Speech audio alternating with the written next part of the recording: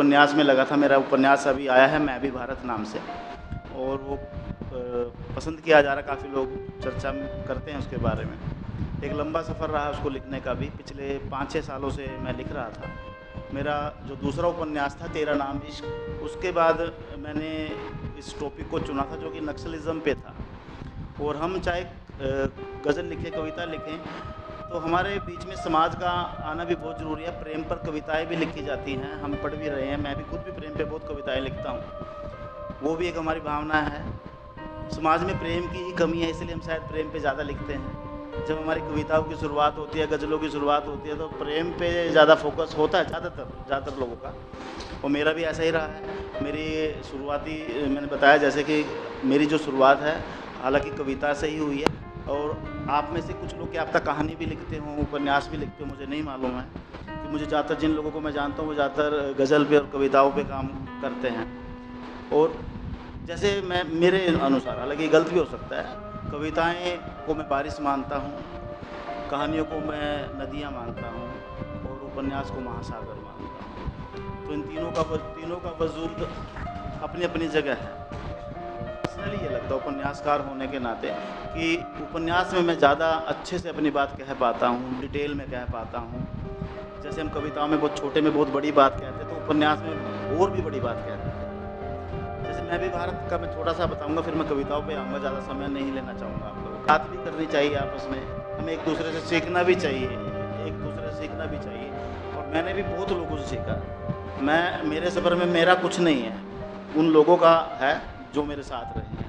उसमें बहुत सारे लोग हैं, जब मैं चंडीगढ़ आया तो अश्विनी सांडेलिया हैं, बहुत सारे लोग जानते भी हैं उनको। तो हालांकि विचारधारा का डिफरेंस हमारा बहुत चीज़ों में रहता है, परंतु साहित्य में उन्होंने मेरा साथ आज तक संभालते हैं। हम बहुत चीज़ों पे डिस्कस करते हैं। रही आज हम बड़ी बड़ी विकास की बातें हमारे नेता करते हैं, हमारी सरकारें करती हैं, और जैसे कि बात कर रहे थे कि सरकारें तो बदलती रहती हैं पर चीज़ें नहीं बदलती इतनी जल्दी। तो मुझे कहीं ना कहीं लगा था कि मैं कुछ इस तरह की टॉपिक पे लिखूं कि थोड़ा कुछ समाज को कुछ संदेश मिले। तो मैं भी भारत को चुना मैंने, नक्सलिज़्म का। और सबसे बड़ी चुनौती ये थी कि हमारे जो पंजाब हरियाणा ये वाला एरिया है, इसमें ऐसा कुछ नहीं है। मैंने इस टॉपिक को छुआ। मैं पश्चिम बंगाल गया, मैंने बहुत सारे गांव विजिट किए, मैं 15-20 दिन वहाँ लगा के आया। मैं उड़ीसा भी गया, उसके बॉर्डर एरिया में भी गया जहाँ झारखंड है, छत्तीसगढ़ है, बहुत सारी जगह जहाँ नक्सलिज़्म का काफ़ी प्रभाव रहा है। एक्चुअल में जब मैं कहानी मैंने सोची थी तो मुझे नहीं पता था कि मैं वहाँ जाऊँगा, पर मैं जब उस कहानी से जुड़ा तो मुझे लगा कि जाना चाहिए।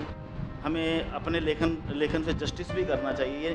हम कहीं भी एसी कमरे में बैठ के कोई भी कहानी लिख देते हैं और हम समझते हैं कि वो पहुंच जाएगी किसी तक, तो मुझे नहीं लगता वो नहीं पहुंच पाएगी। पर मैं भी भारत को लिखने के बाद मुझे कम से कम इतनी संतुष्टि है कि जिन्होंने भी वो किताब पढ़ी और जिस तरह का भी उन्होंने पॉइंट ऑफ व्यू दिया, वो मुझे कहीं ना कहीं एक थोड़ी तसल्ली है कि चलो मैंने जो मेहनत की वो पहुंची लोगों तक। आप लोग बहुत अच्छा पढ़ रहे हैं, बहुत अच्छा लिख रहे हैं, और आपको भी पता है ये बात, ऐसा नहीं कि मैं कोई नई बात कहने जा रहा हूँ। हमारे लेखन की पहचान, किताबें छपती हैं, आज के टाइम में किताब छपाना कोई बड़ी बात रह नहीं गया, आप सभी मानते हो इस बात को। असली पहचान पहले भी और आज भी फिल्मों से है।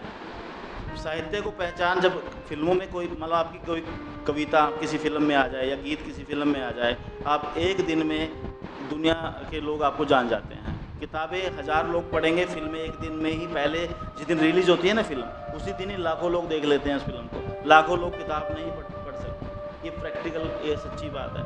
तो कहीं ना कहीं मेरा जो झुकाव फिल्मों की तरफ गया, मुझे लगा मेरी बात मुझे 1000 लोगों तक नहीं पहुंचानी है, मुझे लाखों करोड़ों लोगों तक पहुंचानी है।